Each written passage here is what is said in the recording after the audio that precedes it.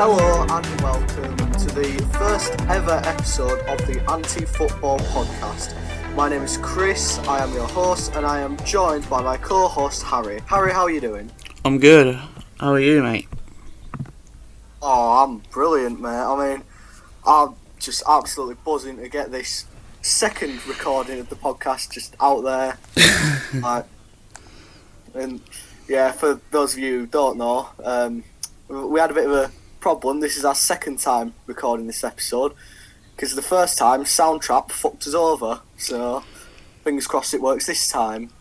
Yep. So basically this podcast is going to be just us chatting shit like a wonderful Yorkshireman and a dirty little Cockney. I'm not Cockney, I'm Southerner. Yeah, same thing, isn't it? No. Yeah, it is. Really So anyway, let's get straight into it with the Europa League final happening on Wednesday. Obviously, for those of you who don't know, which should be none of you, Chelsea won the Europa League, beating a pathetic Arsenal side 4-1. Harry, I mean, you're the Chelsea fan here. Do you want to take us through your thoughts of the game? Just elation that we actually won. Just given that first half, I really did think that we were going to lose. And Hazard seems to be on his way out, as he confirmed when BT kind of pushed him for the answer. So, what a way to say goodbye with a bit of silverware and 2 goals under his belt in the European final. Yeah, and I mean, I do agree with your point about the first half. Kepa looking a bit dodgy a couple of times in that first half. Especially in the 18th minute. A bit of controversy. Arsenal fans shouting for a penalty there where Kepa just catches the ankles of Lacazette. Do you think that was a penalty? There was definite contact, but I don't think it was enough to warrant a penalty. And I know some people are going to think, oh, that's biased because you're a Chelsea fan. I am admitting that there was contact, just not enough to warrant a penalty, especially in a European final. Yeah, no, I completely agree with you there. He just catches him right on the side of the ankle. There's not really enough to go down, to be honest with you. And I think that Lacazette probably should have been booked for diving myself. But, yeah, so I think we're in agreement that wasn't a penalty. But still, Arsenal had quite a few good chances that first half. Xhaka hitting the crossbar from long range. They were the better side in the first half, like by quite a fair distance. But you could tell that Chelsea would try to grow into that game. Czech made a couple of good saves. But yeah, first half, Eden Hazard was really quiet. I don't know what you thought about that, but Maitland-Niles seemed to be doing a good job of marking him first half. Yeah. Just the entire team was very lethargic, so I think he didn't have anyone to sort of play to him, so I think that's a big reason why. Yeah, I agree with you about the team seeming lethargic, especially your two centre-backs, because Lacazette and Aubameyang, first half, they seemed to really be getting behind the centre-backs, and I thought for sure that Arsenal were going to get that first goal. Yeah. But no, second half came out swinging. 4 minutes into the second half, Giroud, with a lovely header, right into the bottom corner, gets in front of Koscielny, and gets on the end of a really good Emerson cross. I mean, what were your thoughts when that first goal went in? Well, obviously I was overjoyed, but usually we're the ones that concede early after the, sort of half-time whistle. But whatever Sarri said at half-time stuck with them, and, from that point, the floodgates opened for Arsenal. Yeah, I mean, after that, Arsenal barely had a sniff a goal in that second half. I mean, you're looking much better. And in 60th minute, obviously, sloppy defending from Arsenal just allows Hazard to get him behind, squares it to Pedro, and just a simple finish, 2-0 to Chelsea. It was just, centre-backs seemed to just be very still, like, they didn't seem to be on the toes for Arsenal. What do you think about, obviously, the whole team in general for Arsenal, but the centre-backs seem to be very flat-footed? Yeah. Very, very poor. I don't know what was happening with that Arsenal team. I really don't. And I think the main culprit of Arsenal's poor defending this season was Staffy. He wasn't even playing, so I'm not quite sure why the defence was so poor. But I mean, just 4 minutes after that second goal, Maitland-Niles back into Giroud. For me, it's a penalty. I don't know what you think, but Hazard, cool as you like, converts it 3-0. No way back for Arsenal. But what about you? Do you think that was a penalty? Am I allowed an opinion on that? I'm going to, of course, say yes. Yes, you can have an opinion.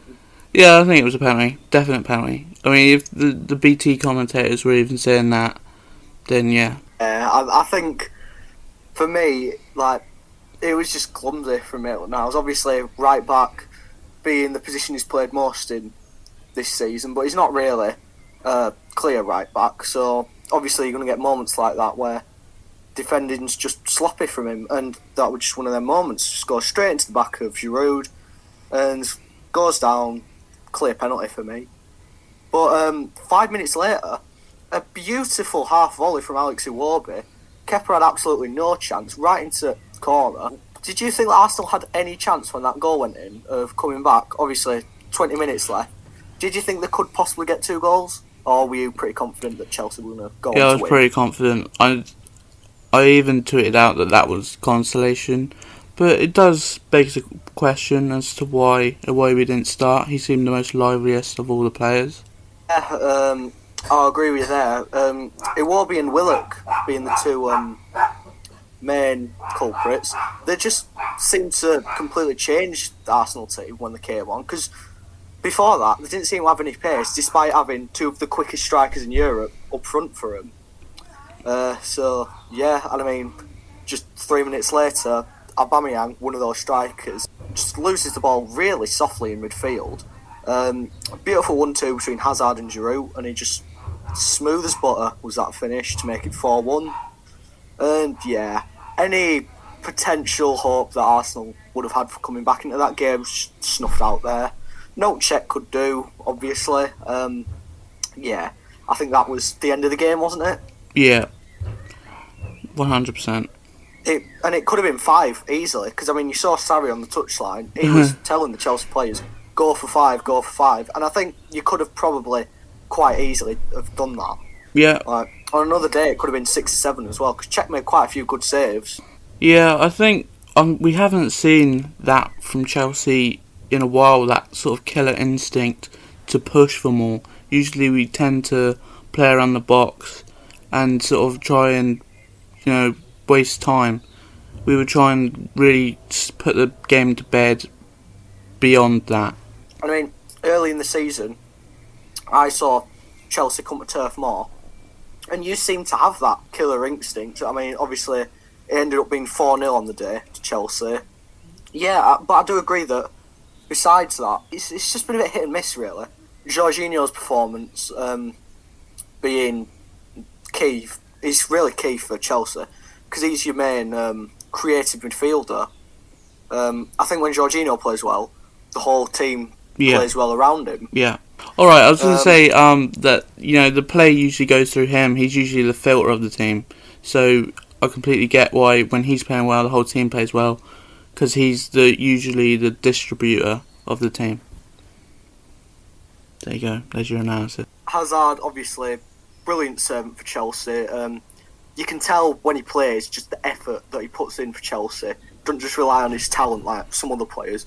Do you think any of your current wingers will be able to step up to maybe not try and replace Hazard, but try and temporarily fill the void whilst you've got this transfer ban? It's between Pulisic and Callum Hudson-Odoi, isn't it? Pulisic isn't really much of an established scorer. If you've seen any of his stuff in Bundesliga, he's not particularly that great. He's a good chance creator, but I don't think he'll do anywhere near the impact that Hazard did. And Callum Hudson-Odoi, he's got the potential to be perhaps like one of the better players in the world, but it's going to take years. Obviously, Hazard leaving, it's going to leave a massive void. Do you think with Hazard leaving, do you think that you'll be able to still finish in the top 4 next season? No, I genuinely don't. He is that important that he has got us around that top four for the past 7 years, even winning the league twice. Yeah, with his departure, that's left a massive hole. Just moving on to Arsenal, they were really shite, weren't they? Like, they were just so bad. I mean, obviously, seeing Arsenal play on the last game of the season, you could tell that they weren't. You could tell that they weren't exactly. I don't think they were top four contenders on that day. They weren't good enough for top four. But even just looking at the Europa League performance and comparing the two, they were night and day. Yeah. What do you think caused that? Do you think it were nerves or just Chelsea being too good? Well, we had a friendly last week. I don't know whether that would have any sort of impact, but we've been playing at a sort of semi-professional level more recently, whereas Arsenal have probably had that break and gone on holiday and all that, and probably not really prioritised it, perhaps. I do think those friendlies were both a blessing and a curse. Obviously, the injury to Ruben Loftus-Cheek, not being the biggest help to Chelsea, I'll just say that. But I do agree with you that could have possibly helped to tip Chelsea over the line. And obviously, it being Petr Cech's final game, likely, before retirement. What your thoughts on Petr Cech? Because he's coming to Chelsea, obviously, as well. Yeah, not as a player, I expect, probably as sort of a goalkeeping coach. He's probably one of the best it looks goalkeepers. Like he's joining as goalkeeper coach. Yeah, he's probably one of the best goalkeepers in the Premier League era, up there with Peter Schmeichel and Van der Sar. Yeah. Maybe they'll look at his time at Arsenal with, like, I don't know, because he wasn't ever going to reach. I don't know. Yeah. This is just Editor Chris here. Really good analysis from you, Harry. Yeah, and obviously the big news just come out today is the Chelsea goalkeeper Rob Green is retiring from football as well.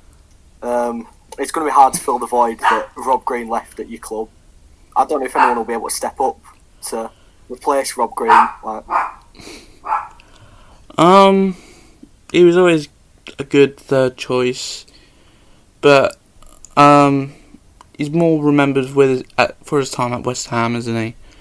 And that infamous shot by Landon Donovan at World Cup 2010 that went through his legs. Yeah, I mean, I know that many TVs were smashed during that time, but yeah. Just moving on to the Champions League. Obviously, this is being recorded on a Friday. The Champions League final is tomorrow. If I had to push you, what do you think the score prediction would be? Liverpool 3, Spurs 0. It's 3-0. Wow. Yeah. You think it's going to be domination by Liverpool, do you? I think it ultimately depends on which Spurs team turns up. That Liverpool team is pretty faultless, whoever they put out. But that Spurs team, you just don't know. You really don't. I completely agree with you there. It's a tricky one because obviously it's football. Anything could happen in a one-off game. But you've got players like Lloris, who is wildly inconsistent for Spurs. Obviously, his antics off the pitch don't necessarily help him, but No. he makes some fantastic saves, but he also lets in some blunders. And I think that sort of sums up Spurs in a way, not just this season, for the past 10 seasons perhaps. Obviously, you've got just utter quality in that Spurs team, likes of Eriksen, Kane, Alisson, Sissoko. But I wouldn't put Sissoko in that sort of echelon of player. Yeah, Sissoko's been playing brilliantly for Spurs these past few games. He's been almost a mini Kante as Sissoko. Bit much, innit? He's been playing really well for Spurs. I expect him to start in the Champions League final. I expect he'll do really well just sitting in front of the two centre backs. But I do agree with the fact that it really depends which Spurs team turns up, because it could be the Spurs team that came back against Man City and Ajax, or it could be the Spurs team that lost 1-0 to Burnley. You just don't know. Yeah. I suspect Harry Kane won't start. I'm not sure about his fitness, but I don't think he'll be ready. I don't suspect he'll be ready for the Champions League final to start. I think he'll come on in the second half, but I don't think he'll start. And I think that'll really help Spurs in the second half.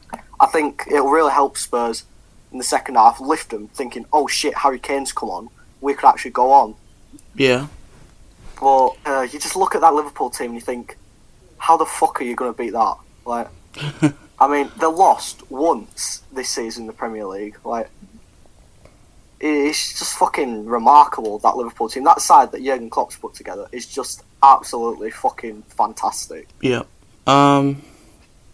Even their defence, even if you take away their attack, you've got to try and beat that defence, which at times is so it's insane.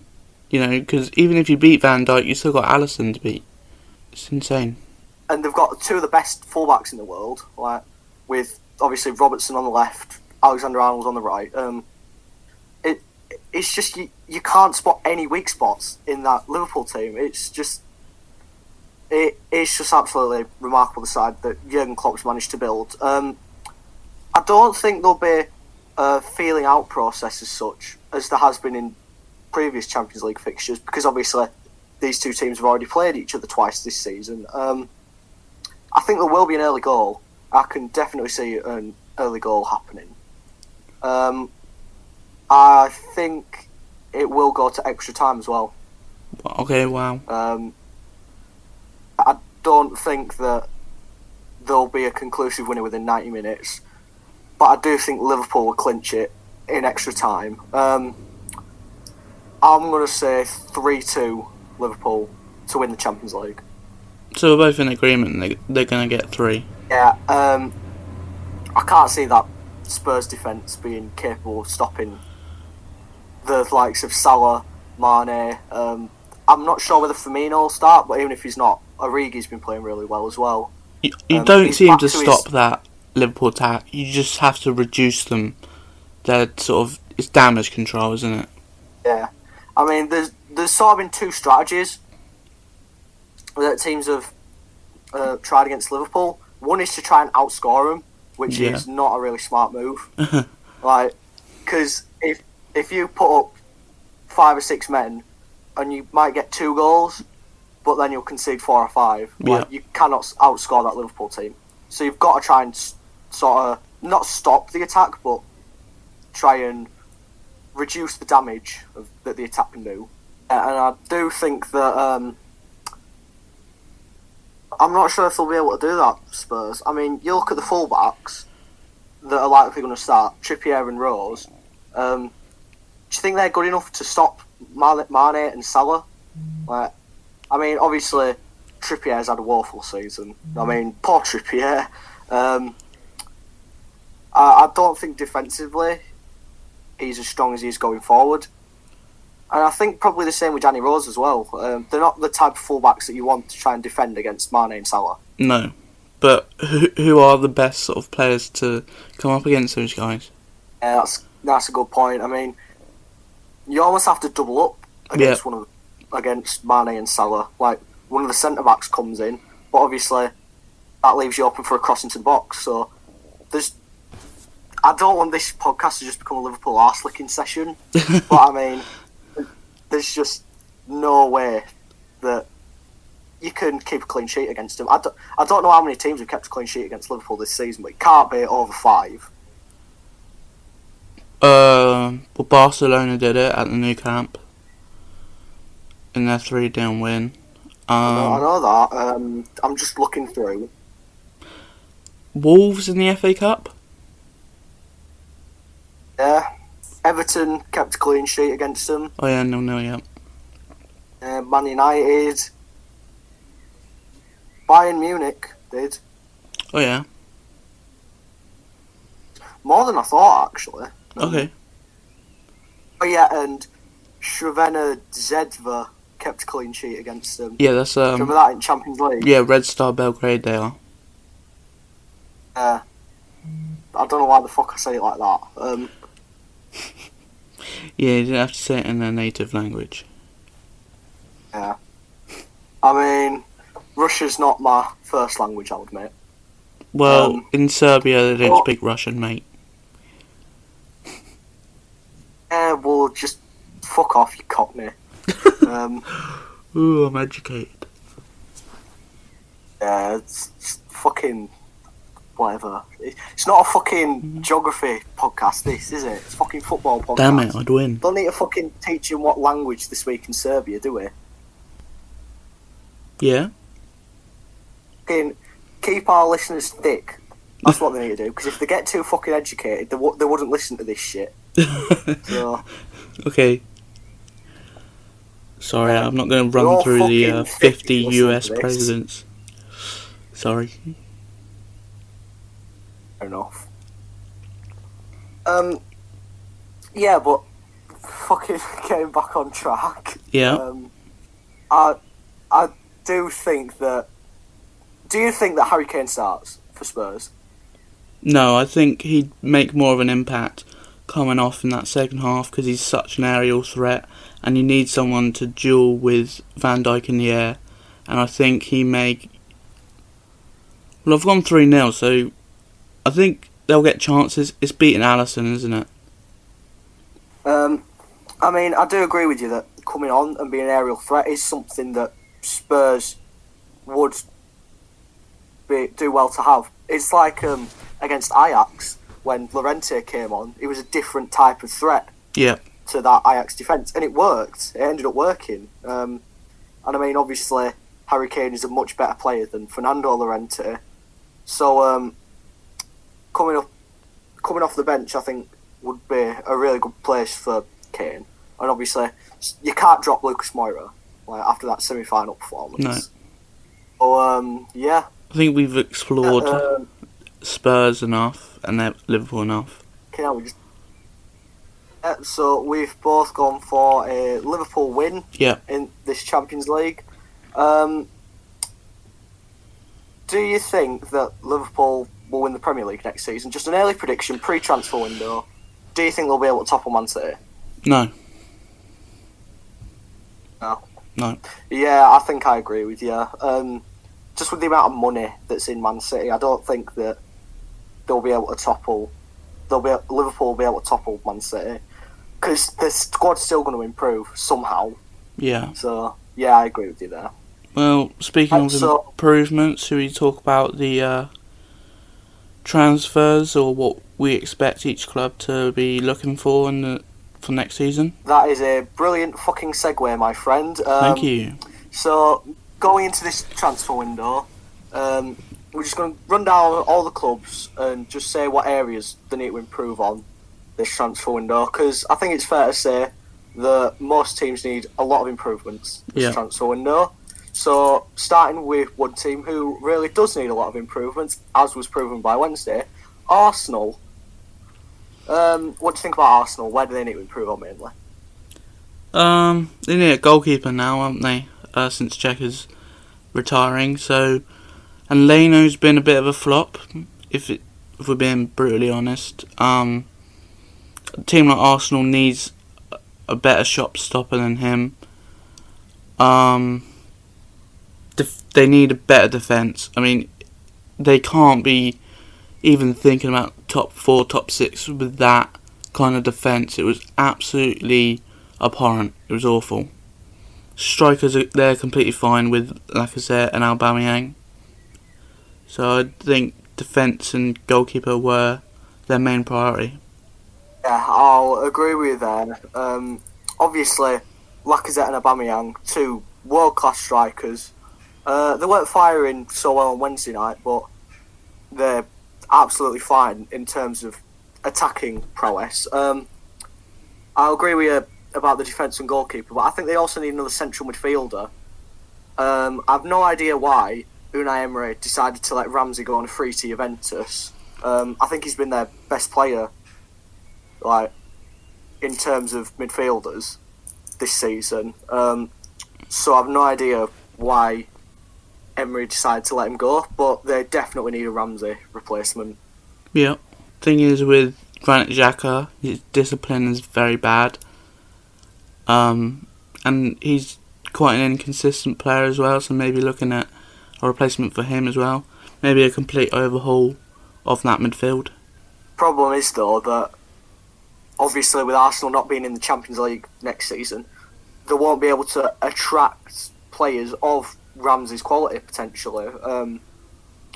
I'm not sure whether they'll finish in the top 4 this season, but every time I think of one of those top 6 that aren't Man City and Liverpool, I think, oh, this is why they won't finish in the top 4, not this is why they will finish in the top 4. So I've no clue.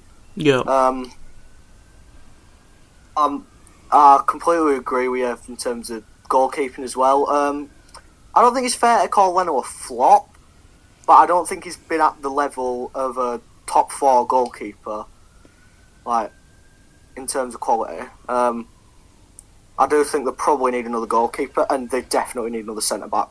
Mustafi is just the drizzling shits, like, Koscielny's fucking no a better, is nursery he? where all the kids had diarrhoea. Like, there'd be less shit in that than Mustafi's career. Like, genuinely, he is so bad. And even when he's not playing, the defence is terrible, as was proven on Wednesday. So I think they just need to completely overhaul that defence as well. Yeah.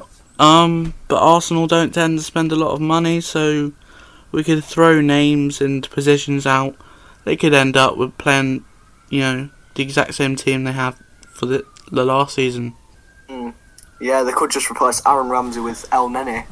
Oh, wow. Right. So I'm sure Arsenal fans will be happy with that. Moving on, we've got newly promoted Aston Villa. What do you think about Aston Villa? Their 3 loanees were their best players. Tammy Abraham, Tyrone Mings, and Axel Tuanzebe, so looking to get them on permanent deals. Tammy Abraham's probably the hardest to lock down because I don't know where his future lies with Chelsea. But as with all newly promoted sides, they need to be looking at getting some quality in that they can attract, because they're going to have quite a battle ahead and they need players to be ready for that. I agree with you there. I think the main thing is Premier League experience. That's something that many promoted teams try to get in the transfer window, and I think it's something that you kind of need. Yeah. If you're a newly promoted side and you try to stay up. I think Gary Cahill has been a name mentioned to reunite with John Terry. Yeah. I think for any club in the bottom half of the table, that'd be a brilliant signing for. Because of just the experience of winning things that Cahill had. I have no idea what he's like in terms of wages, what he'd be demanding, but I think that'd be a really good signing for Villa. Yeah. But I do agree with you that they need to lock down those 3 loanees that they have, because they have been their best players. It looks certain that Mings is going back. I don't think he wants to go back to Bournemouth, where Eddie Howe doesn't seem to really value him. No. Tuanzebe, I could easily see him going back as well. Yeah. But like you said, I'm not sure what Sarri's plans are with Abraham, so he could end up anywhere.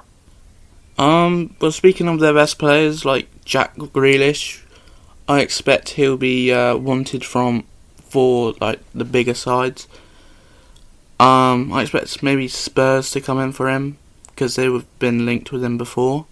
Yeah, I agree with you there. That was the main rumour in the January transfer window last season, Grealish to Spurs, but obviously that move didn't happen. I do think that Grealish will attract attention, but I'm not sure whether he'll go. Obviously, with Aston Villa being promoted, they have Premiership football. I think if they didn't get promoted, I think it'd be certain that Grealish would go to a Premier League club. I'm not sure. I think he'll probably stay until next season. Obviously, this is just me speculating. But, I do think keeping Grealish should be a priority as well.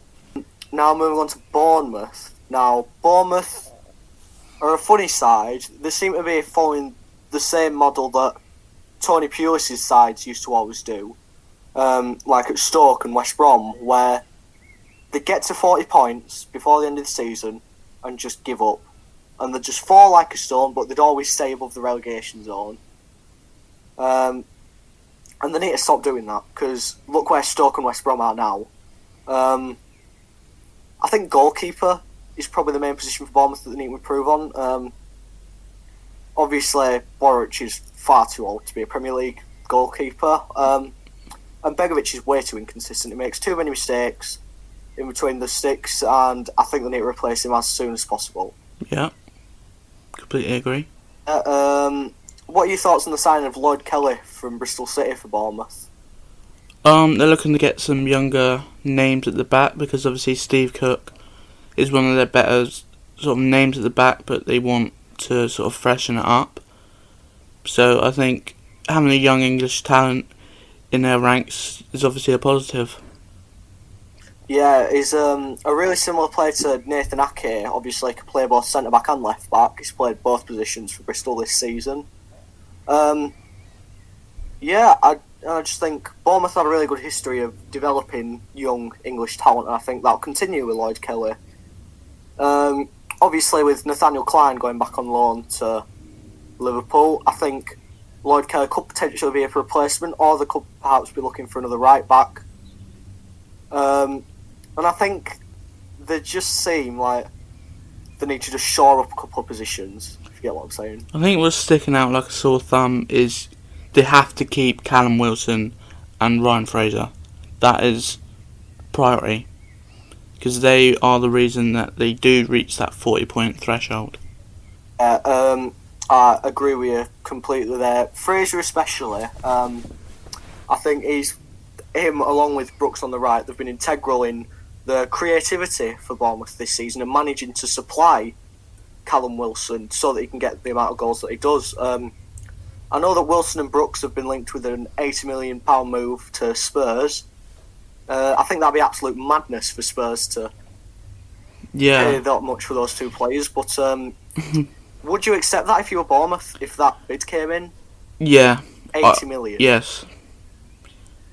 A club like Bournemouth having 80 million, they could do loads with that, because they're not going to spend stupid money on players. They could pretty much overhaul the whole team with that kind of money. I mean, obviously, it might just be paper talk. It might be absolute rubbish that bid's happening. That bid might not have even been considered. But I do agree with you. I think if it is true, I do think Bournemouth should accept 80 million for those two players, because they'd still have Ryan Fraser on the left. Yeah. Right. And there's plenty of English strikers I do think to fill that spot. Yeah. Completely agree with you. So I just think keeping that core of young English players is the most important thing for Bournemouth at the moment. Moving on to Brighton. Now, for me, it has to be a new striker, surely. Glenn Murray's 35 years old. You can't be relying on a 35-year-old to score half of your club's goals in a relegation battle. No, that is pretty ludicrous, yeah. I mean, it seems pretty harsh, because Murray's had a good few seasons in the Premier League for Brighton. He's played really well, but it's just you never know when that quality's going to leave him. Yeah. And I just feel like it's going to be this season, this coming season. I feel like Murray's just going to drop off. And I mean, they've got an ageing squad as well. Brighton. I know Bruno, he's retiring their captain, right back, so right back's going to be a position what they need to invest in. I think more importantly, with Bruno leaving due to retirement, they're going to need to be looking at getting a leader, or at least promoting a more suitable candidate for that, such as Lewis Dunk. That was the name I was going to bring up. Lewis Dunk seems like the most suitable candidate to be the next captain, unless they bring in a Premier League leader. I do think Lewis Dunk will be captain. It's just whether he'll be able to step up and steer Brighton's safety. I'm not sure. I do think as well that they need to invest in another winger. I like Knockout for Brighton. I know he's faced quite a bit of criticism this season, but I do think he's a good player. But the likes of Johan Bash, they're just not good enough for the Premier League. No. I think he didn't even score a single goal, so that is, again, still relying on Glenn Murray, even though you're bringing in these new names. They had Iscudero, who wasn't very memorable, I think because he was injured as well. Yeah, just two issues there. They invested in these unknown youth players from abroad. I don't know why they were doing that, because they need to be looking at getting established players. Because these players aren't going to be around playing in the Premier League if you're, focusing on getting loads of young lads, because they're not going to do anything for you. Signing players from like bloody Sweden isn't helping. Yeah, no, I do agree with you there. I think that Brighton are going down next season.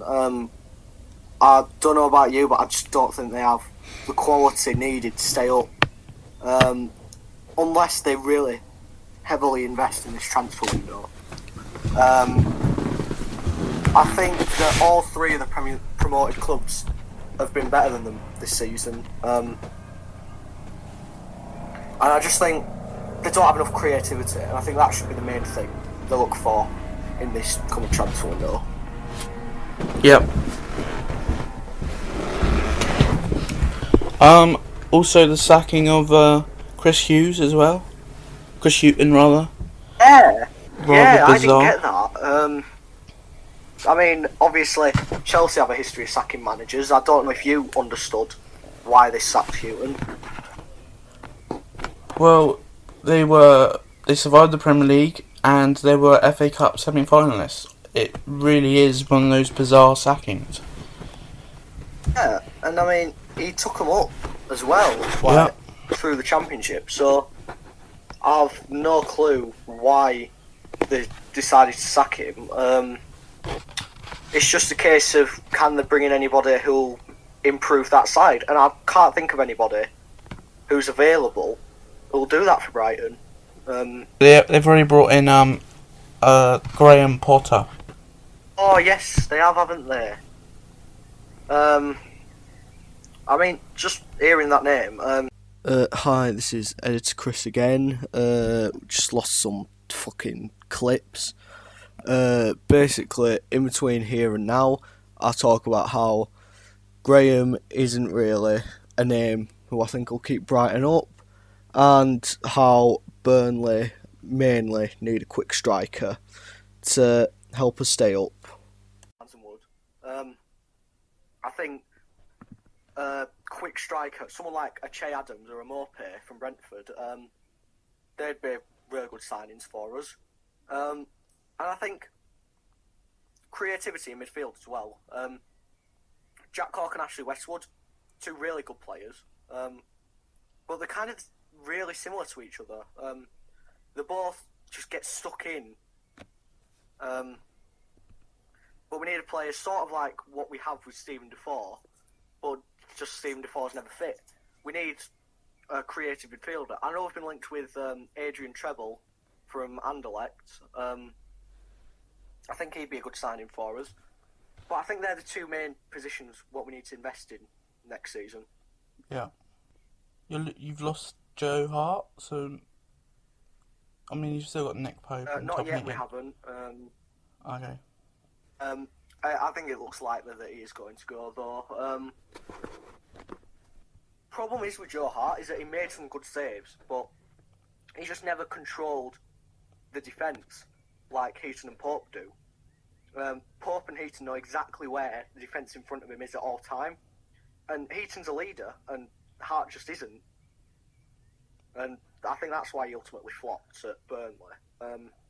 And I do think we need another left back as well, because Stephen Ward obviously leaving the club. That means we've only got one left back, so we need another left back as well. Yeah, I'll just let you talk about Burnley. You're probably the expert on them. Yeah, I know, but I'm just thinking, I don't know whether I'm being biased or not, I would like to hear an outsider's perspective as well on it. I think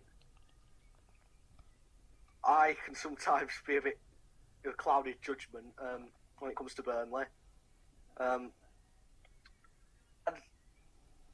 Yeah, I think they're the three main positions: a creative midfielder, pacey striker, and another backup left back. I mean, obviously, the likes of Dwight McNeil coming up through the academy. We've got a really good academy at the moment, I think, and I think we're going to have quite a few players coming up through that youth rank. And I think Dwight McNeil's really shown that players can do that at Burnley, and I think we will attract quite a few young players off the back of that as well. Yeah, it's true. Yeah. So moving on to your club, Chelsea. Now, obviously, Chelsea have the transfer ban, but let's just say hypothetically, the appeals work, and by July the 1st, it's been repealed. Is that what you're trying to implied say? on Chelsea? Yeah. So let's just say you don't have the transfer ban. Yeah. What do you need to go in for?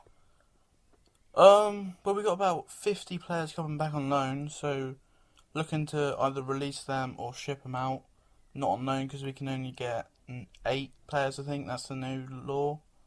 So we'd have to get rid of them somehow, and hopefully that'll free up a lot of money for us anymore. He said that, and a striker because Higuain's going back to Juve. Morata doesn't want to play for us anymore. He said that.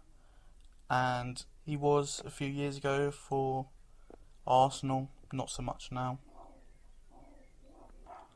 Or even Azpilicueta going on the left, and we have, with the likes of Reece James coming back, I hope that he goes there so we won't have to buy anyone. Yeah, I mean, I'm not sure about Abraham. He's not really. I'm not sure about Abraham. And we're a pretty cutthroat club, aren't we? They're like putting that pressure on him to be the man to rely on is like the best strategy. I don't know. I don't know whether like putting that pressure on him to be the man to rely on is like the best strategy. I do think for the first season, maybe, I think Abraham would benefit from perhaps being the second choice at Chelsea. And I think the other position, what you haven't mentioned, is a new winger if Hazard's leaving. We've got Pulisic. Yeah, coming back from their loans that I'm forgetting about at the moment. I think maybe. We've got Kennedy from Newcastle. And Callum Hudson-Odoi in his limited appearances has always impressed. A goal scorer. I'm not so sure whether him being the man to rely on at 18 years old is the best thing for him. Pressure off of his shoulders for next. I do think he could develop into a world-class player, and I think he probably will. But I just think he needs a bit of pressure off of his shoulders for next season. For me, anyway. This is just an outsider's perspective. I don't know what it's like being a Chelsea fan looking at that. Maybe I'm chatting absolute shit. Like. Well, he did want to leave us back in January to go to Bayern to do exactly what we wanted him to do next season. Whether Sarri or whoever's in charge thinks the same. Yeah, I mean, I do think if Hudson-Odoi wants to play, he should just let him play. Because I hate the fact that some people think, oh, he's only 18 years old, so you shouldn't play him. If you're good enough, you're old enough. Simple as. Yeah. But I'm not so. I think I'm just going to contradict myself. I do think he's ready, probably, for your starting lineup, especially after this season. Yeah. Yeah. Yep. Okay, moving on to Crystal Palace. Now, they've been a funny team, Palace. I think the main priority this transfer window, trying to keep Wilf Zaha. Yeah.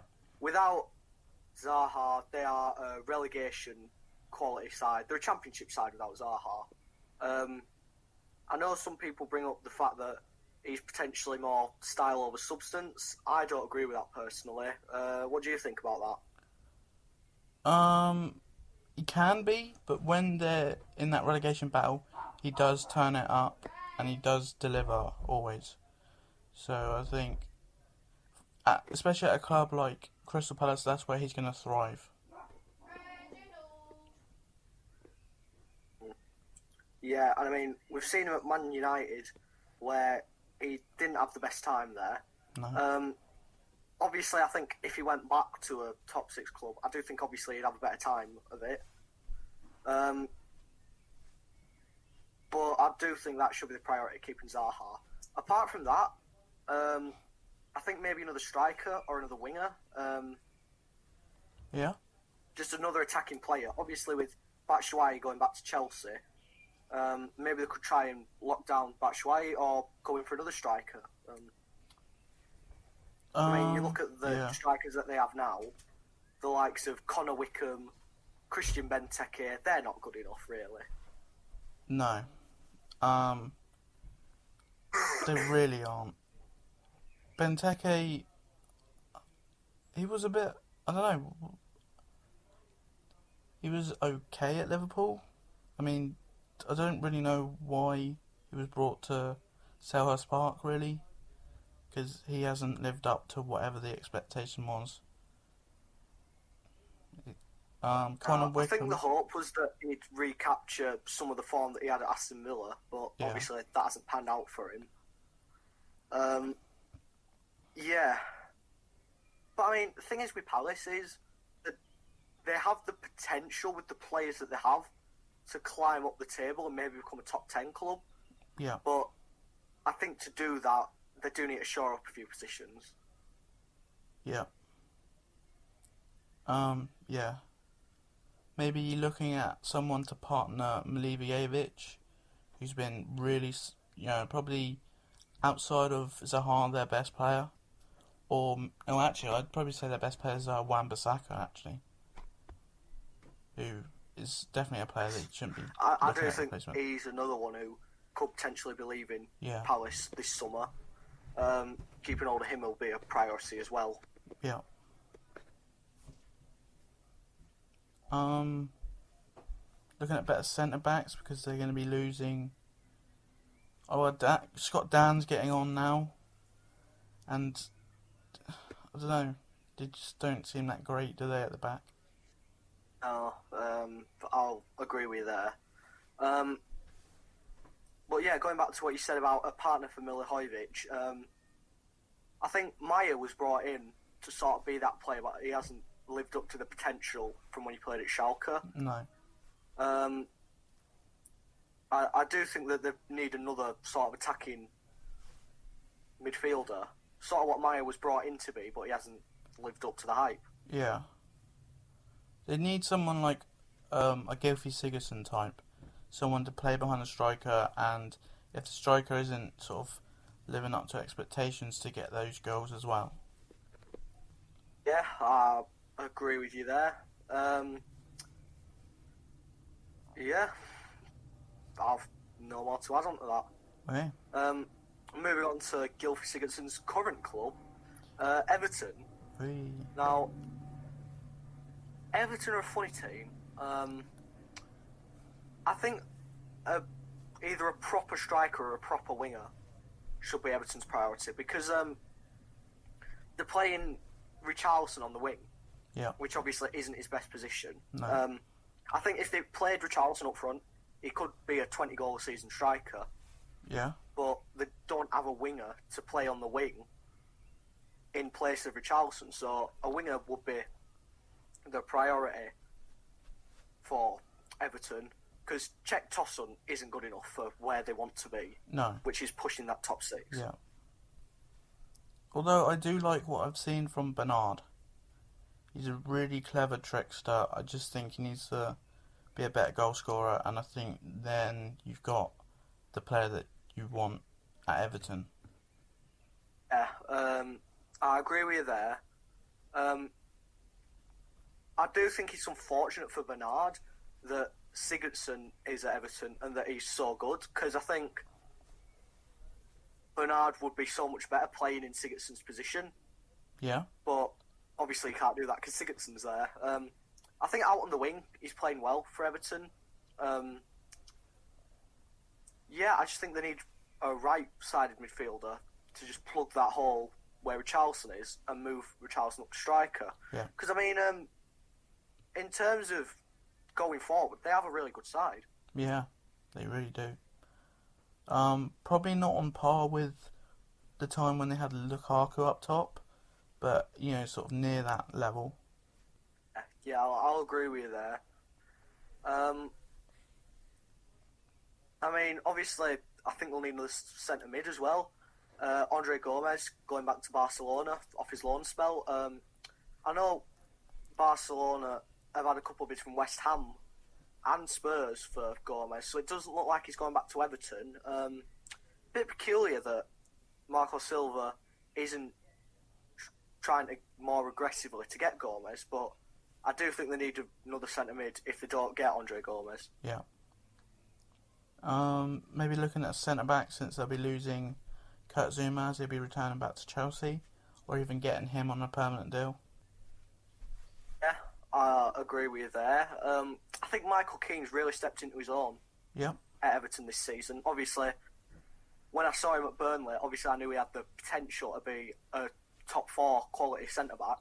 Yeah, go on. And I think his first season, he was really dodgy at the back, but I think he's starting to make that centre back position his own. Yeah. Obviously, they have Yerry Mina, who's been a bit hit and miss this season. Obviously, really deadly at corners. What is he, like 6'4", 6'5"? Yeah. Really tall. But I do think he's a bit hit and miss. They need a consistent centre back to partner Michael Keane. Yep. Left back is absolutely no issue because Lucas Digne was probably the best left back last season. I'll agree with you. I mean, I don't seem to be hearing anything from the top 6 clubs looking for him, which No. I think Everton would do well to keep on of Digne. I do think he's a really good player going forward. He really doubles up well with Bernard on that left-hand side, and he really delivers in some really deadly crosses. I do think Barcelona were mad to let him go. He went out on and I loan just to think- Roma, didn't he? Just didn't impress. So whoever signed him at Everton obviously saw something where he needed work, and now he's probably the best Premier League left back. So whatever they've done with him, they need complete praise for. Yeah, absolutely. I think they're absolutely sorted in that left back position. Yeah. And the last position I want to bring up is goalkeeper. Okay. Now, with Jordan Pickford, he's really inconsistent. He really lets in some howlers sometimes. Yeah. I don't think he should be dropped yet, because he has done well for Everton and England. But I do think they probably need another goalkeeper, even just to put the pressure on Pickford a little bit. Yeah, I think. Yeah, because then I think because he's still young, he's going to be making those mistakes. So I think maybe having sort of a more experienced hand to sort of go head to head for that goalkeeping spot, I might see him be a bit more precarious when trying to, save the ball and that. Because against Liverpool, he tipped it up. He tipped it up into his own net. I can't remember how it happened, but it was a big howler. Somewhat like that, yeah. Yeah. I do agree with it. I think a more experienced goalkeeper would really help him out.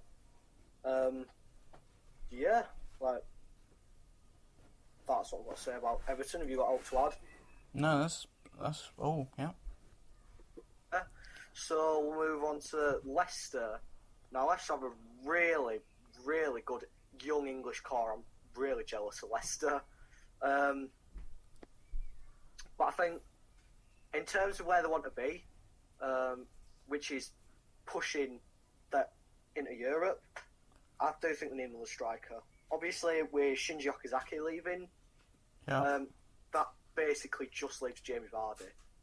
Now, Vardy's really is a really quality striker, but he's getting on. Like, Yeah. we don't know when he's going to lose his pace, and if he does lose his pace, or if he gets injured, for example, the fuck's up front. Like, they don't have anyone to step in to replace him. Yeah.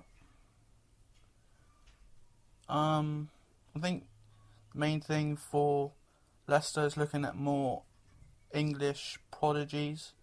I mean, look what they've done with James Maddison, Ben Chilwell, Harry Maguire, Jamie Vardy coming from Fleetwood, so practically, the unknown, and turning into, well, Jamie Vardy's a Premier League winner now, isn't he?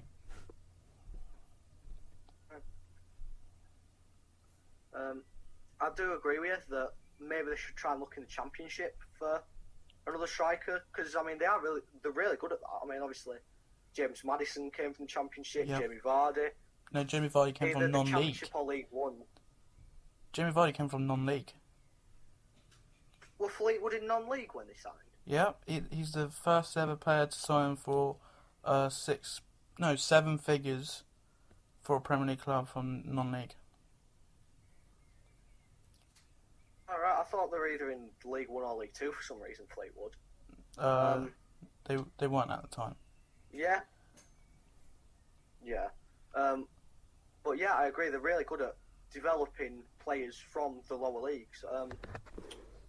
Again, I think a player like a Che Adams would really suit Leicester. Yeah.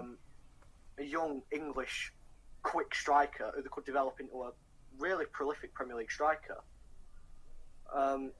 Apart from that, I think another centre-back as well should be needed. I mean, it looks more and more likely as the days pass that Harry Maguire could be leaving. But even if he doesn't, I think Leicester need a better partner for him than Johnny Evans. I don't know what you think about it, but that's what I think. Yeah. Who's his partners? He's got Soyuncu and Wes Morgan. Wes Morgan's getting on now, as they refer to him admirably as Captain Morgan. I think they do need a better partner. I mean, if Harry Maguire's going, then they need to get 2 quality centre backs.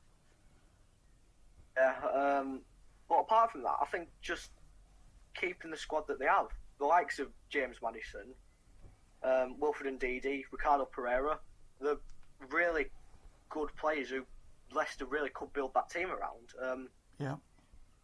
I think next season for them is going to be a crucial one, because obviously all these players that have stepped out into their own, could potentially leave, and I think this transfer window should be about trying to keep them. Yeah. I think the current trend of the transfer market is going for these young, impressive sort of English Premier League players, isn't it? And they'll pay these insane prices. So maybe if a fee came in that was sort of above what they value him at, then maybe they might let him go, and then just look into the Championship for an alternative. Yeah, I mean, I've heard ridiculous rumours like Liverpool looking at 70 million for James Maddison, which, Jesus. I mean, is 99%, I'm sure that's utter bullshit. Yeah. But if they are going to bid 70 million for him, then just take that. Yeah, Right? I don't doubt that he's linked with Liverpool in any way. It's that fee that is utter, it's ludicrous. Yeah. I do think I agree with you. If they get the right price for a player, I do think they should sell. Yeah. But I think ideally they just want to keep the same squad from last season, because I think they can do really well with that. Yeah. Right now, moving on, we've got Liverpool. Now, I have no idea how the fuck you improve this Liverpool side, apart from one position, which is a Van Dijk partner. Yeah. Yeah. I mean, even then you're sort of clutching at straws somewhat, but yeah. Yeah, I mean, you've got Matip, and you've got Lovren, and you've got Gomez. Yeah. They're the three that have been sort of rotating around that partnership with Van Dijk. I think Gomez, I like Gomez. just from what I've seen of him this season, he does have the potential to be as good as Van Dijk. Really versatile, can play anywhere in defence. Yeah. I just think maybe he's the weakest part of their team. And if they want to try and challenge for the Premier League, then they need a partner for Van Dijk. What's almost, obviously you're not going to get one equal to Van Dijk, but one that's almost as equal to Van Dijk. Yeah. I think they've got to be young as well, so that you can sort of build on it. The name that pops in my head is Matthijs de Ligt, but they might have to pay a ridiculous fee because clubs like Barcelona want him, and I imagine that's where he would want to go. But obviously he's worked with Van Dijk with the Netherlands team. Yeah, obviously Frankie de Jong as well going to Barcelona. That could be an influence on deciding where De Ligt would like to go. But yeah, I do agree that De Ligt would be almost a perfect signing for Liverpool in terms of sorting out that back line. And I mean, apart from that, I really don't know where to look. I mean, even on the bench, they've got quality players who can come off the bench. And I'm really clutching at straws. Maybe an attacking mid, because most of the midfielders that they have, like Fabinho, Henderson, Milner, the defensive. I mean, Keita was almost expected by the media to sort of be more attacking than them, and he hasn't lived up to the hype. So maybe they could look for an attacking midfielder, someone like a Donny van der Beek. Oh yeah. If the media was looking at Naby Keita to be an attacking midfielder, then they haven't done their homework on him. He's always been a bit more defensive, but he will grab a few goals. So yeah. James Milner tends to get his goals from set pieces. So, do they need an attacking midfielder? Also, if Salah or Mane gets injured, they're pretty screwed. Yeah, I mean, they've got people like Shaqiri and Origi to come in potentially to replace them, but I mean, obviously they're not the quality of Salah or Mane. I have no idea. Like, I mean, you just look at that Liverpool side and you think they've really built something special, and you can't be harsh on any of those players that have got 97 points and to a Champions League final. Yeah, back to back Champions League finals actually, which is only a feat that Real Madrid have done in recent history. Yeah. So you can't really pick out any players and say they should be replaced. Because they have done. That's a fantastic achievement. Back-to-back Champions League finals, 97 points in the Premier League. Like, I just think the partner for Van Dijk, and I think they're sorted. Yeah, completely agree. So moving on to a side that I don't think will be much easier. Man City. What do you think about Man City's team? Well, they need a leader now, actually, now that I think about it. Since Vincent Kompany's retired, or he's going to Anderlecht as a player manager. So look, because a potential centre-back player and someone who's going to be a leader. They could always get Laporte to be that guy. A couple full-backs. That's pretty much it. I agree with everything you've said there. The only thing what I'd add on to that is maybe another centre mid, because obviously Fernandinho has been crucial for them this season. Yeah. But he's 34 years old. Like, you can't rely on Fernandinho forever. They have got Phil Foden. But Foden's more of an attacking midfielder than Fernandinho. Yeah.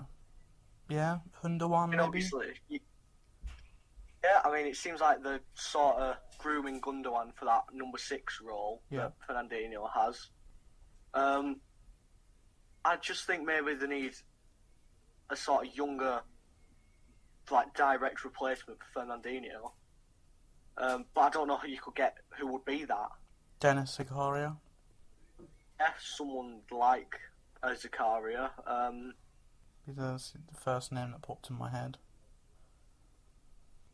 Yeah. And I think it'd be a relatively decent price as well. Yeah. Like, Yeah. I don't think it'd be too expensive for someone who isn't going to be a crucial player right off the bat for City. Yeah. Yeah. So I don't know if you have else to add about City. No, they've pretty much got, like Liverpool, the perfect squad, haven't they? Yeah, it's depressing.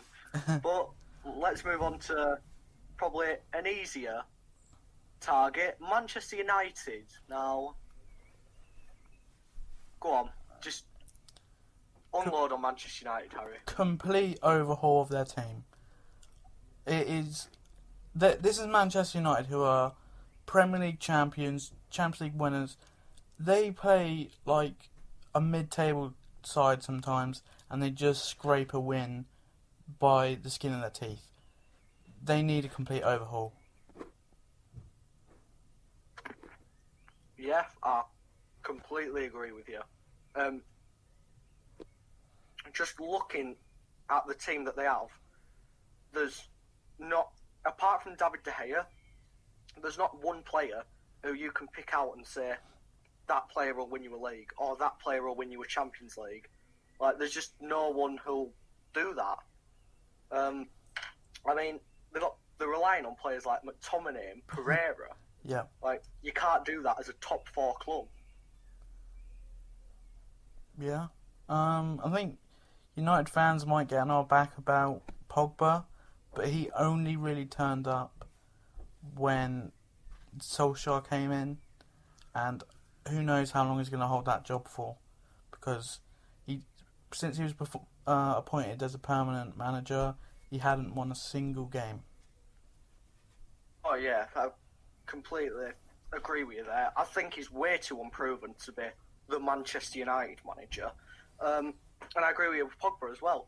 I mean, he had about 6 weeks when Solskjaer first came in, when he was a fantastic player. Fantastic. Like at the World Cup. Yeah.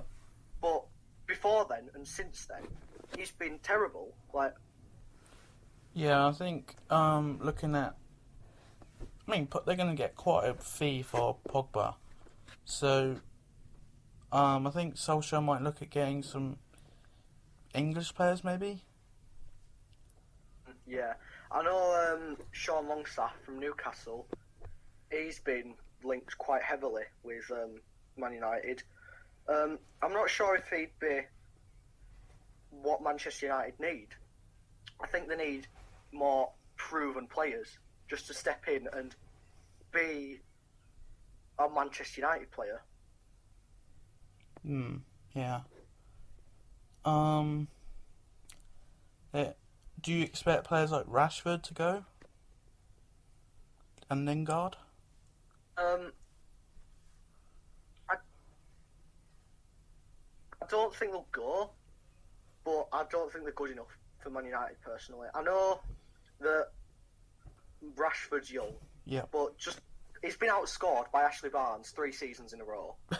I mean, he is the most overrated Premier League striker. Like, the only reason he's rated as highly as he is because he played for Manchester United. Yeah. That's the only reason. He shouldn't be in that Manchester United first team. Like, he's just not good enough for it. And the same with Lingard. He's the world's oldest teenager. Everyone keeps saying, "Oh, he's going to break out." He's 27. Should have broken out 10 years ago. That's brilliant. They're a different breed, Manchester United fans. Yeah, I think that's fair to say. Yeah. So, yeah, complete overhaul. Like, they need at least 2 midfielders, I'd say. Another forward, centre backs, left back, right back, like, Yeah. and a partridge in a pear tree. I don't know. Dallo, he got picked for the under-20 Portugal World Cup team. I think they see Oh some. wow! No, Well but done. no, That but means he's definitely ready for Manchester United. no, but they obviously see something in him as to why they picked him. They could have picked. Yeah. And I'm not saying they should sell him or release him. I'm just saying, like, maybe a loan move, for example, would do him good because he's obviously not Yeah, I think a going back to the starter for Portuguese Manchester league. Yeah. United. Yeah. If he was good enough to be a starter, he'd be in the senior squad. Okay. Yeah, that's fair enough. Yeah. So we'll move on to that, to the new Manchester City, Newcastle United. Now, what are your thoughts on Newcastle, Harry? Well, they're gonna get taken over, aren't they? They're gonna be. Mike Ashley is on his way out, and I can hear the Newcastle fans all cheering now. This seems like the dawn of a new era at Newcastle United. With the only way is up for Newcastle. Still got Rafa Benitez, which he's always kept them up somehow despite the limited transfer funds. So the only way is up for Newcastle. Ridiculous. I completely agree with you.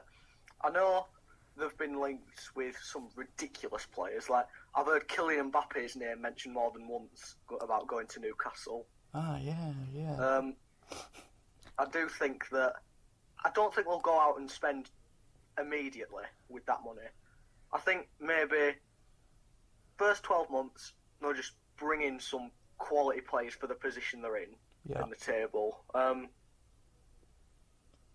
think the main thing for Newcastle is bringing back Rondon. Rondon has been absolutely class for Newcastle this season. On his day, he's unplayable. I know he's going back to West Brom on loan, and he could easily go to a higher club, like somewhere like a Wolves or an Everton or a Leicester. But I think Newcastle really need to lock Rondon down. I could see him at Leicester actually now. Yeah.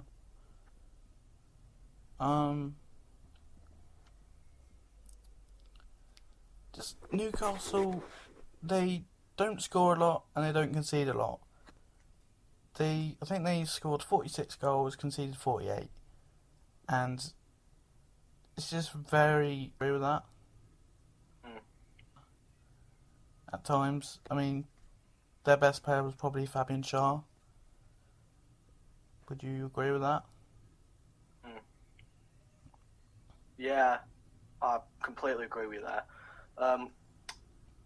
It is a really quality centre-back share, really coming to his own, like in the Premier League this season. I know everyone's been talking about Jamal Lascelles, and I do think he's a good player. Don't get me wrong, but I do think Schär's better than him. Yeah. It's simple. Yeah. But Schär has Champions League experience with Basel, so maybe that might have been sort of a reason why. Some of their signings from last season didn't impress at all, like Muto. Almiron was meant to be the saviour of Newcastle, just didn't really hit the mark. I don't think he scored. I think he played maybe a dozen times. Just didn't really hit the mark. I remember Almiron. And I feel like an idiot because I even wrote an article about him. I remember Almiron when he first started playing for us, playing against us. Sorry, it was his debut against Burnley. He just blew us away. He was absolutely class, the best player on the pitch that day. But besides then, he's just quietened down. Like, he's got 10 appearances for Newcastle. He's got no goals. I don't think he's the player that Newcastle fans thought he was going to be. Yeah, that's the thing. He came from the MLS,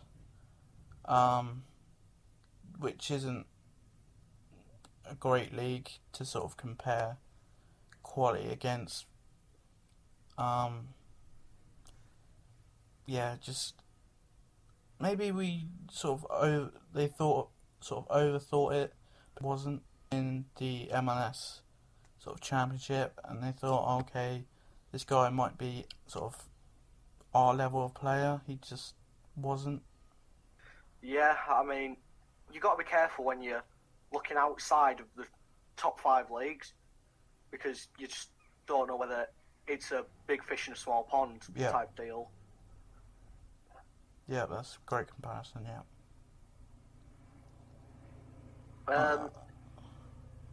I do think that they need another centre mid as well, mainly because Shelby's, you can't rely on Shelby in terms of that midfield spot. Don't have the discipline. And I mean, you could ask any Newcastle fan that, and they'd agree with you. I think they need someone in that midfield to pull the strings. Yeah. Completely agree. I think that's what they thought that Almiron was going to do. Yeah. Again, I just think they need that little bit of creativity because they've got a really quality striker up front with Rondon. Like if they get him back, Yeah. and they just need to supply him. Yeah. Well, the thing with Newcastle is, despite, like, I think the main issue is up top because they conceded less than Arsenal and Man United, which is, for a team placed in 13th. But it's always been their goals, never been enough. Okay, I'll agree with you there. Okay, moving on to the second newly promoted side, Norwich. Now, I mean, I think Norwich is the same as Villa, really. What do you think? Yeah, I completely agree. They got to keep hold of Timu Puki and Jamal Lewis. As you've said before, getting players with Premier League experience, that's going to be their main sort of transfer targets. Yeah. I think that should be the number one priority for any newly promoted club.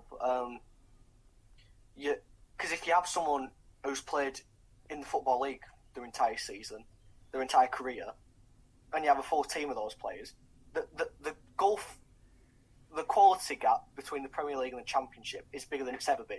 Yeah. And you need someone to bridge that gap. They're very light at the back. I think they've only got like 4 recognised defenders. And the Premier League is much higher quality. Your players are going to be more injury prone and more tired. So you're going to need to make changes. So they need to sign more centre backs, more full backs as well. And I think that's key for any newly promoted side, as well as having Premier League experience, is being really disciplined at the back. Like, that's what we did when we got promoted the 3rd time and we actually stayed up. That's what Huddersfield did when they first stayed up. You just need to be just solid at the back. It doesn't really matter about scoring goals as such. Obviously, you need to score. Yeah. But it's mainly about defending your first season. Yeah. Maybe midfield-wise, there isn't any names that are popping out to me. I mean, I know Alexander Tete did play for them when they were last in the Premier League. I remember he scored that amazing goal against Southampton. I don't know whether you remember that or not. Vaguely. I'm sure you remember it better than me. Yeah.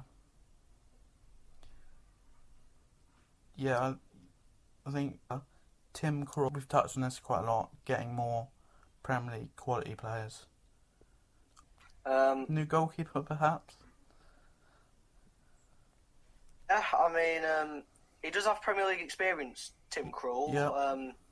Obviously, his time at Newcastle didn't really end in the way that he perhaps wanted it to end, but I think that Premier League experience will help Norwich, especially in the goalkeeper position. Yeah. Yeah, because he can sort of arrange his back line, yeah. And now I think the same can be said about the next team, Sheffield United. I don't think we should spend too much time on them really because we're just going to rehash old points. Some that I do think needs to be looked into by Sheffield United though is a new striker. Yeah. I mean, They've now lost Dean Henderson, who was on loan from United, so maybe looking at him coming in, or even just going out and getting an even better goalkeeper. Their forwards, I'm looking at them, they're all Championship quality. Billy Sharp was in the Premier League with Southampton. He was a complete flop. Up. Connor Washington and David McGoldrick, they aren't Premier League players. They aren't going to keep them up. yeah, I know. On loan to Wigan, so maybe they'll be looking at selling him. Yeah, I know about Dean Henderson that he has been training with the Sheffield United squad in pre-season, so it looks likely that he's either going to be loaned back out or moving on a permanent to Sheffield United. But I completely agree with you in terms of strikers. I think with Billy Sharp, he found his level in terms of a top quality Championship striker. Yeah. I don't think he's good enough for Premier League quality personally. Yeah, I think the striker position is the main place where they need to improve on. Yeah. I'm just looking at that squad, it just doesn't shout that this is... Screams Championship, doesn't Yes, yes.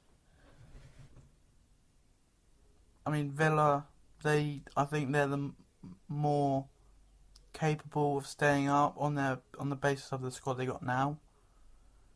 And Sheffield United look the least prepared. So yeah.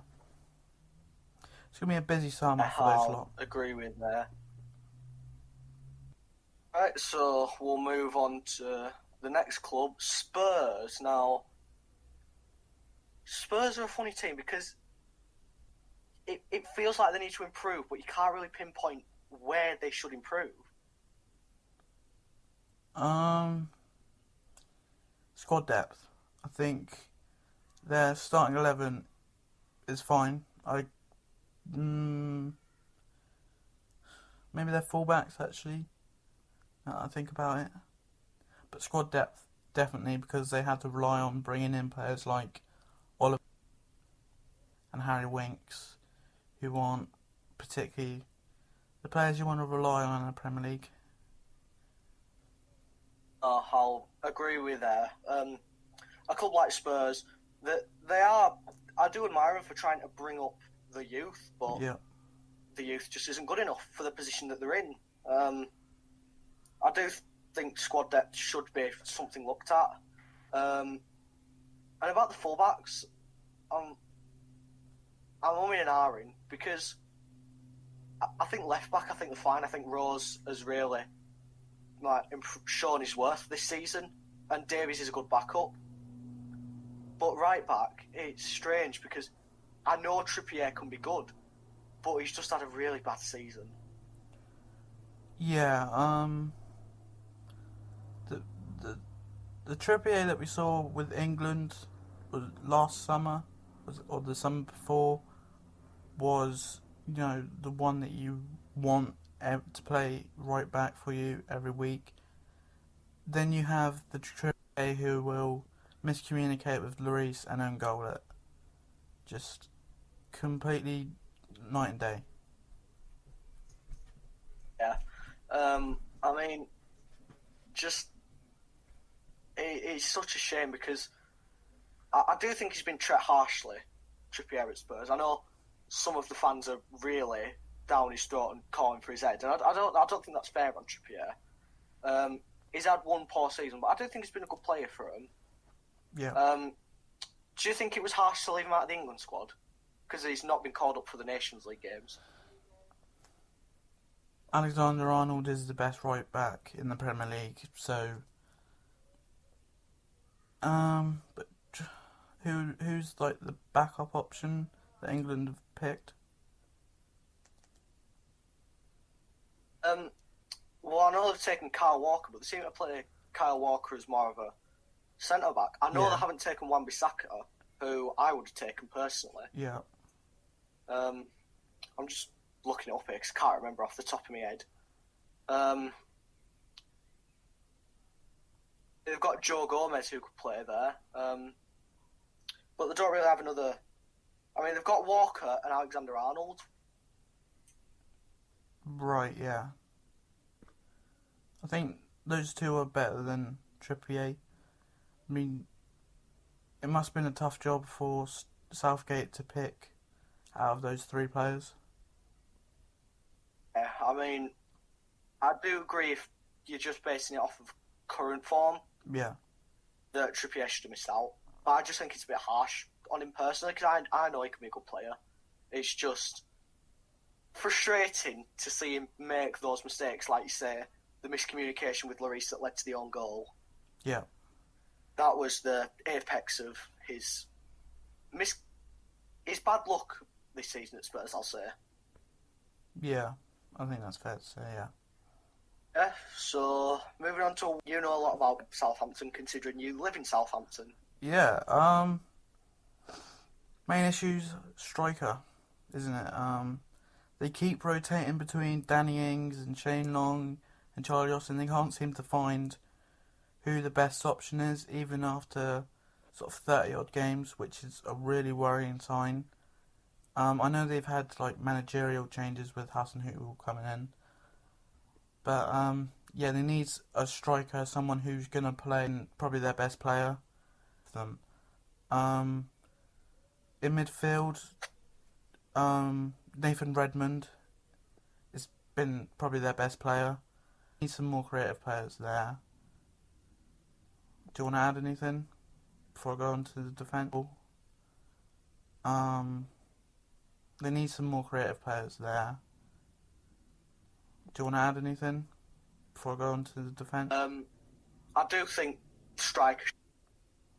Yeah, I mean, obviously Danny Ings going back on loan to Liverpool. I do think striker I think that you're looking at. Obviously, Saints you've got bought Shane Danny Long. Ings. Oh, Yeah, they bought him in January, I think.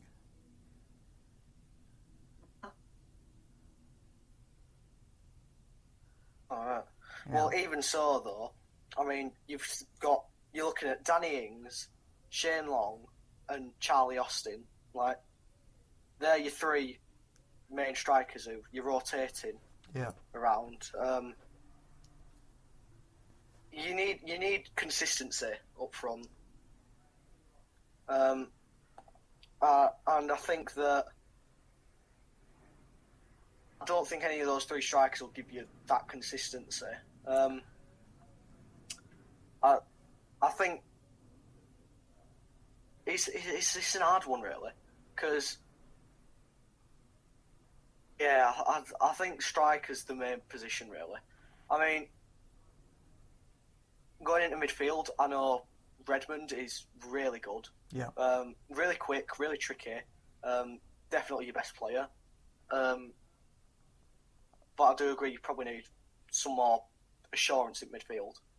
And you were going to go into the defence, you were going to say, so I'll let you take the reins on this. Okay, they need better centre backs. I mean, you can't rely on Jan Bednarek, Maya Yoshida, and Jack Stevens, with Yannick Vestergaard being out injured. They keep relying on their academy, and I know they've produced some absolute gems over the years. Aside from Jan Valery, there really isn't anyone I would want from the academy in my first 11. So they need to be looking, need to sort of purchase, looking at getting an established name, whether it be abroad or from the Premier League. That they need to sort of purchase, because they've got a lack of senior players. Be at that level that he was when we sold him to Liverpool, but injuries have really derailed his career. And I don't think he'll ever be at that level that he was when we sold him to Liverpool. Yeah, I agree. They're championship players at best. Yeah. For me. Yeah, pretty decently. Yeah. Do you want to add anything else? No, I think we've broke down Southampton pretty decently. Well, we'll move on to Watford now. What are your thoughts on Watford, Harry? Overachieved, didn't they? Got to the FA Cup. There isn't much to improve upon from my standpoint. So, as you... They've got a really good core, the Watford. The players like Deeney, Decore, change the group of players there. And I think the main thing is just not disrupting that. Yeah. Not bringing in too many players to, change. They just don't need to change much, Watford. I think maybe another centre-back would be ideal for them, but I just think keeping that core of players should be the main thing for Watford. Yeah. Yeah, I agree.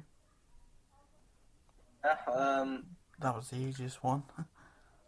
yes, exactly. Just keep doing what you're doing, Watford. Now, another club that, well, no, it's kind of the opposite of Watford this season. They haven't overachieved, they've underachieved. Yeah. West Ham. You look at the players that West Ham have, and you think they're pushing for Europe. Surely, you'd think that. Yeah. But no, they're just clinging on to the top half of the table. I mean, I know they were 5 points off of Wolves at the end of the season, which, I mean, it doesn't sound too bad, but they just haven't played anywhere near the quality of Wolves this season. No.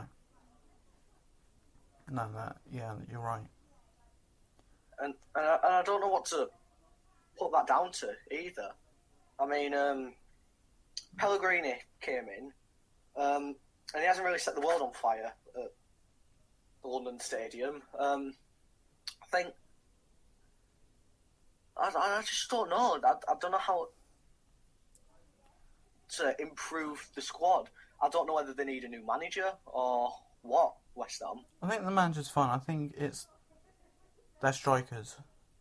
I mean, aside from Arnautovic, they got Chicharito and Lucas Perez to rely on now because Andy Carroll's contract expired.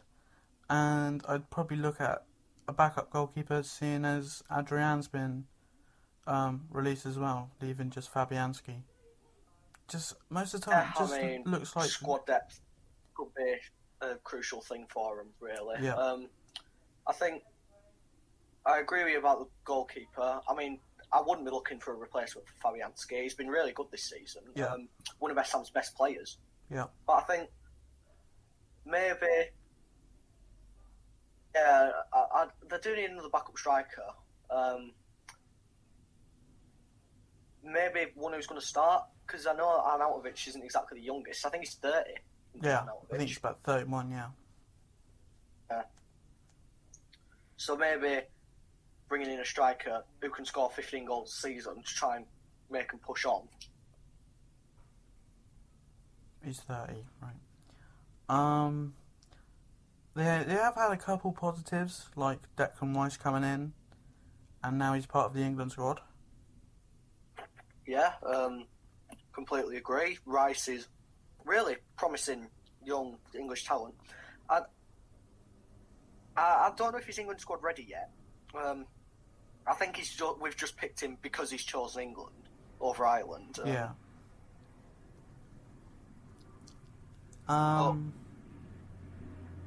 Yeah. Yeah. I just think they need more goals, really. Yeah. I think defensively they're fine, but they just need to score more. Yep. Completely agree. Right, and last we have Wolves, obviously finishing in the Europa League this season. Wolves. What do you think about Wolves this season? Like, do you think they've done well for themselves, or do you think this is a position what really they should have been in? Well, no newly promoted side should be finishing 7th. That is overachieving. But given who Wolves have got as personnel and as manager, that is where they should be, despite this being their return to the Premier League. I think they did like the best out, those guys, which is incredible. They beat Liverpool in the FA Cup. Out to who did they go out to? Out to Watford, didn't they? Oh yeah, they went Semi-final. 2-0, yeah. Europa League, they need to be looking at getting more quality because no complaints. Just if they wanna, since they are in the Europa League, they need to be looking at getting more quality because. So yeah. Yeah. Squad depth really. Play their Premier League matches on the Sunday. So yeah. Yeah. Squad depth really, I think is crucial for any team in the Europa League. I think. I think they probably need to shore up the defence a little bit because they conceded 3 against Huddersfield over the course of the season. Now, Huddersfield weren't exactly going to outscore many teams, but they beat Wolves twice. So I think maybe another centre back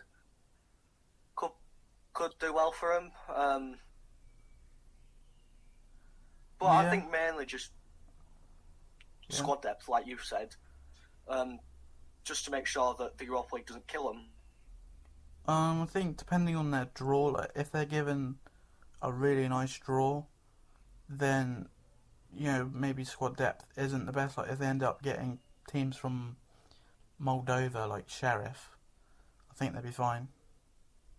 Yeah, I think when we were in the Europa League last season, we were unlucky with the draw. Getting Olympiacos in the qualifying stages, who are regular Champions League team, I think we were quite unlucky there. I do think if we had a better draw, we'd have had a decent chance to get into the group stages. But I think that would have absolutely killed us in terms of the Premier League. I think we would have gone down if we'd have got through to the group stages of the Europa League. We wouldn't have been able to manage. No. So I do think it's all about shoring up, like having 2 or 3 in every position for Wolves. Yeah.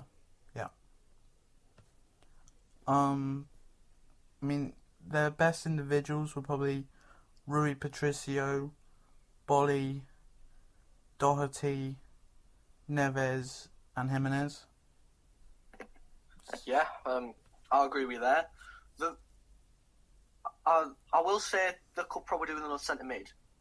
Because besides Moutinho and Neves, who else do they have? They have Saiz. And they have Gibbs White. And Gibbs White, yeah, that's it. I couldn't remember his name. Yeah. I do think another centre mid would do well for Wolves because Moutinho's getting a bit old, isn't he? So yeah. And they tend to sign Portuguese players, which is going to help with the morale because the manager is Portuguese himself. So I expect they'll go over to the Portuguese league and sign a bunch of their players. Yeah, I know they've got this super agent who has all the connections to all the Portuguese players, so that obviously helps Wolves out. But yeah, I think it's just squad depth, isn't it, mainly? Yeah. Right, so that's all the Premier League squads gone through. Any other football news you want to bring up? Well, yesterday was the FIFA Under-20 World Cup. Norway beat Honduras 12-0. Yes, I saw that. And there's a player that I think teams should be looking for, and his name is Erling Braut Haaland. And I think a team like Real Madrid ought to look at him because he has a bright future. That's pretty much all I'm going to say. Yeah, didn't he score 8 goals or something? He scored 9, yeah. 9, right. Who does he play for currently? Red Bull Salzburg. Salzburg, right. So it's not exactly a big European club. No. I could see him. What did you say? He's from Norway. Yeah. So I could see him perhaps going to the Bundesliga. I think a player like that would really fit into the Bundesliga. Yeah. Yeah. Real Madrid have got a Norwegian player called Martin Ødegaard, who's doing really good. So having 2 Norwegian prospects. He sort of. Yeah. Well, I was just saying, Ødegaard's sort of fallen off the face of the earth. I remember a couple of years ago, people were saying, "Oh, he's going to be the next Ronaldo. He's going to be the next Messi," but he hasn't sort of lived up to the hype. He's sort of been a bit of a flop at Real Madrid, Ødegaard. And I mean, I know it's a bit harsh to say he's a flop when he's this young, but he has, to say the amount of hype that he was brought in with, he hasn't lived up to that. That's because he hasn't played for Real Madrid. He's gone out on loan to Herenveen and Vitesse and been pretty impressive there. I think they're just biding their time with him. Oh, well, from what I've heard, I mean, I don't watch Vitesse games. I know they're your feeder club, so Yeah. you might watch them. Yeah, I do. But yeah, I don't watch much Vitesse. But from what I've heard, he's been pretty unimpressive. So Yeah, I he don't got know in the Eredivisie team of the season. all right, well, good for him, I guess. Yeah. Yeah, but I mean, going back to that Haaland, I don't think it's fair. I don't think we should be judging a player on one game. Because, I mean, again, it was against the Honduras under-20s. Yeah. Like, I'm sure if I went down to local park and got 11 people from there, they would probably beat the Honduras under-20s. So, Yeah. I don't think we should judge him on that one game. Okay. I think that's fair. Suppose we'll just wait and see where he ends up. Yeah, he could just stay at Salzburg. Yeah. I mean, it's a bit hard to sort of see what's going on in the Austrian Bundesliga. But I think 9 goals is an incredible achievement. We'll just have to wait and see. Yeah. And something I wanted to just bring up really quickly is one Joseph Barton. Right. He's been a bit of trouble again, getting into a scrap on a stag do. Oh, look.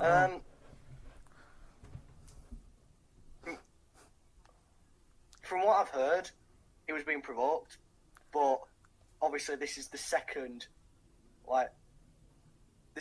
incident that's happened within the past 3 months with Barton. Yeah. Do you think Fleetwood should stick with him, or do you think they should maybe look to get rid? He's more hassle, isn't he? It's like having a child pulling a tantrum every time. I think they just ought to get rid of him. The man is... I think he's a thug, really. On the pitch, he's always shown that, and he's showing that even after his footballing career is over. And I think the only way he can grow up is by facing the consequences of losing his job. That's the way I see it. Yeah, I think it's a shame because when he was at Burnley for those 2 stints, there was no trouble. There was no trouble at all. He was just kept under check. He was even our Player of the Year in the 2016-17 season. There was no incidents. He was there for 18 months, I think. No fighting, nothing like that. But that's the only time where he's been like that. Everywhere else he's been getting into fights. He's just been stirring shit. Yeah. So even when he went to France, he was causing trouble. Do you remember in France he was causing trouble when he was on loan at Marseille? He wanted to get into a fight with Zlatan Ibrahimovic. He's an absolute nutter. Yeah. I don't think he's the brightest, is he, Barton? No. mean, it's a shame, really, because you could always tell on the pitch he had a decent footballer's brain, but he just couldn't get over, like, the fact that he could never stay out of trouble. Yeah. Yeah. Yeah, so I think I agree with you. If I were Fleetwood, I'd probably be looking to get rid. Yeah. Any other bit of footballing news, as such? No, I mean, I think that's enough. I mean, we've been recording for 2 hours, so yeah, I think that's a wrap. Alright. Right, my name was Chris. Like, you can find me on Twitter at IWGP Chris BFC. Harry, have you got anything to plug? Yeah, I'll plug my Twitter. Follow your boy at Hazard Chelsea FC. Yeah. Yeah, right. Well, we're looking forward to the Champions League tomorrow. And yeah, that's it. We'll see you all next time.